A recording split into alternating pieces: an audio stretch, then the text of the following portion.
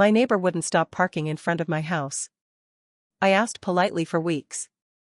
He laughed in my face and said, "What are you gonna do, cry?" So I did something worse. Now he sits on his porch every night just staring at the ground. I've never had a problem with neighbors before. I grew up in small-town Missouri, where people just respected space. I'm not some angry guy looking for a fight. I just like things to stay simple. Clean. Quiet. Predictable. So when my wife and I bought this place in St. Charles, I really thought that's how it was going to be. Retired life. Garden out back. Coffee on the porch. We don't ask for much. That's why what Greg did got under my skin in such a deep way. He moved in across the street about 2 years ago. Big guy, maybe 6 feet 2 inches, always in work boots, always had something playing loud. Usually Toby Keith or some old school rock.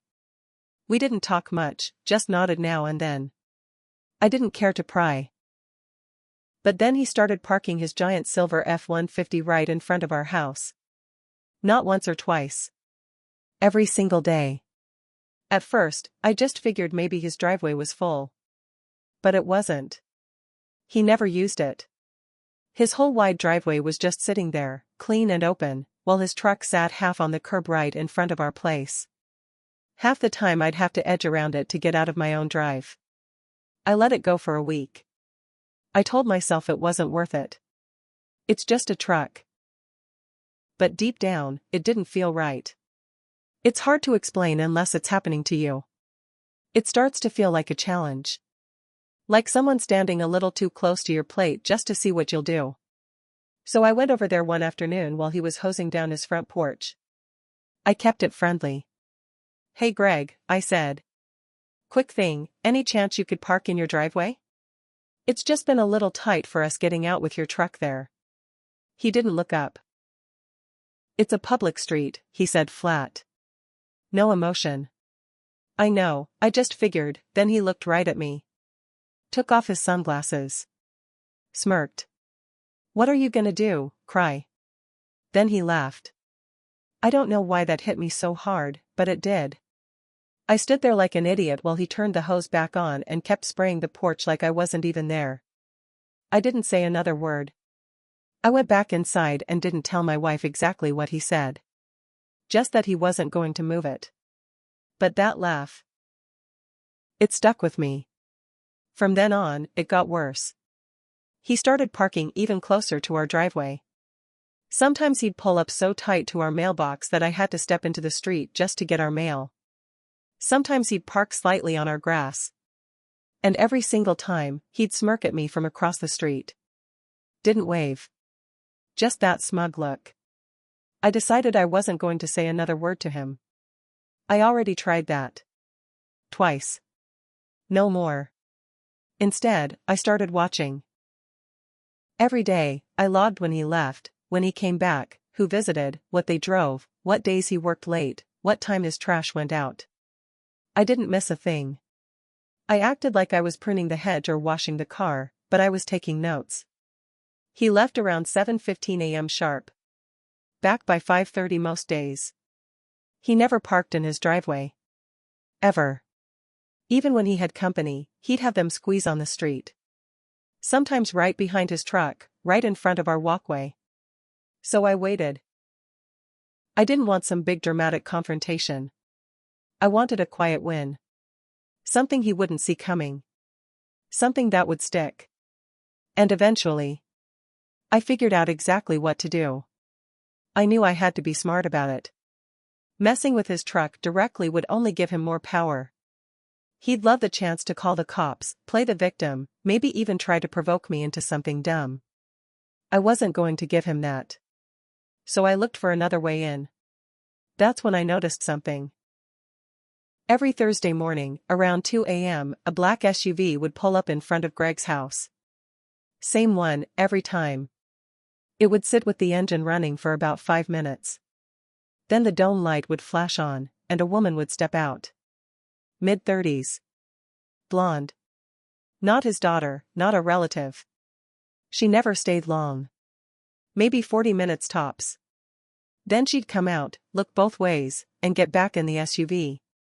Gone before 3 a.m. I watched this happen 4 Thursdays in a row. My guess? Either she was married, or he was. The next week, I made a call to a local private investigator. I gave him the license plate from the SUV, sometimes, and a couple $100 in cash. I told him I wasn't looking to make trouble. Just wanted to know what I was looking at. He got back to me fast. Her name was Angela. Married. Lived over in O'Fallon. Husband worked night shifts as a security guard at a warehouse. She and Greg met at a bar 2 towns over. She told her husband she was going to book club. I didn't smile. I didn't feel proud. I just sat with it. I had no reason to blow up her life. She didn't do anything to me. But Greg did. So I wrote a letter. Not a note. A full letter. Typed, anonymous, respectful but clear. I included times, dates, and some very careful details only someone who'd seen it all would know. I mailed it to her husband. Not right away. I waited 3 weeks. Let things build. Let Greg get comfortable again. He even started whistling across the street when he saw me outside. Then, I sent the letter on a Monday. By Thursday night, I was in my garage at 2:10 a.m., lights off, watching through the slats. The black SUV never showed up. Friday, Greg didn't leave for work. He stayed home all day. His truck was still in front of our place, but something was different. He didn't come outside. No music. No garage door open. Saturday morning, I saw him pacing on his front lawn. He looked like someone had punched him in the stomach and left him to think about it. Then Sunday afternoon, the SUV pulled up. She got out. Walked up to his porch. They stood there talking for maybe 5 minutes. It wasn't a fight. But her body language said it all. Arms crossed. Head shaking. No hug. No smile. Then she left. That was the last time she ever came by. Greg didn't come over. Didn't knock. Just moved his truck 2 feet farther up the street the next day. Still in front of our house, but different. Nervous. Hesitant. And then, about a week later, something else happened. The shift in Greg's behavior was slow, but clear. He stopped blasting music. Stopped washing his truck every weekend like it was some kind of performance. He sat on his porch more. Just sat. No beer. No phone. Just stared out at nothing. I figured that was the end of it. I got my win. Quiet. Clean. But then, I noticed something strange. One morning, I opened the blinds around 6:45 a.m., earlier than usual for me, and Greg's truck was already gone. That had never happened before. I assumed maybe he had an early shift. No big deal. But then it happened again. And again. For the next 8 days, his truck was gone before sunrise. Then he started getting home later, like 7 or 8 p.m. Sometimes past 9. He looked like hell. Unshaven. Eyes baggy. Moving slower. I started to wonder if he was avoiding someone, or something. Then one afternoon, I was out front trimming the bushes when a silver sedan I didn't recognize pulled up in front of his house. Woman in her 60s stepped out. Neatly dressed. Purse clutched tight to her side. She knocked on his door and waited. No answer. She waited 10 full minutes, knocking again. Then she sat on the steps. I tried not to stare, but eventually she noticed me and crossed the street. "Excuse me," she said, a little cautious. "Do you know if Greg is all right?" I shrugged. "Haven't seen much of him lately." She nodded slowly. Then she looked down and added, "I'm his mother. He hasn't called me back in over a week." I blinked. "I'm sorry to hear that." She hesitated, then said softly, "Did something happen here?" "He won't talk about it. He said something about a neighbor getting involved in things that weren't their business." I just said, "We had a disagreement. That's all." She sighed. That boy's made a mess of things before. I just hoped maybe this time he'd finally calm down. After she left, I felt something different. Not guilt. But something like tension. Like maybe I'd pulled a thread I hadn't fully seen the end of. Because then, 3 nights later, the SUV came back. Only this time, it didn't pull up quietly. It slammed into Greg's mailbox. Hard. Bent it sideways. The door flew open and mail flew everywhere. Greg came running out barefoot, yelling her name, Angie. Angie, stop. She got out screaming. I couldn't hear all of it, but I heard enough. You ruined everything. I lost my family. You just sat there and watched it burn. She was shaking, hands flying everywhere. He kept trying to calm her down, but she shoved him hard in the chest. Once. Twice. And then she got back in the car and peeled off. Greg didn't even fix the mailbox that night. Just stood there, staring at the wrecked metal post, breathing hard. The next morning, the truck wasn't in front of my house. It wasn't anywhere. In fact, it was gone for 2 days. Then it came back, but now, every evening, Greg sits outside. On the porch. Not doing anything. Not drinking. Not even looking across the street. Just sitting there, staring at the ground like something's broken inside him. And I haven't even told you the worst part yet. A few days after the mailbox incident, I thought things might finally settle down. I was wrong. It was a Tuesday night. Quiet, humid, the kind of night where even the bugs sound tired. I was closing the garage when I heard tires crunching slow down our street. Another unfamiliar car. A white compact sedan this time. Tinted windows. Parked right in front of Greg's house. No one got out for about 5 minutes. Just sat there. Engine off. Headlights off. Then, finally, the driver's door opened. A guy stepped out. You ever see someone and just know they're trouble? Thin, wiry, neck tattoos creeping up under his collar, walking like he owns whatever space he steps into. He walked straight up to Greg's porch. I stayed in my garage, lights off, door cracked open just enough. I couldn't hear everything, but I caught pieces. You think you can ghost me? Don't make this harder than it needs to be, I know you got the cash. You think I won't show up where you sleep? Greg didn't yell. He didn't fight back.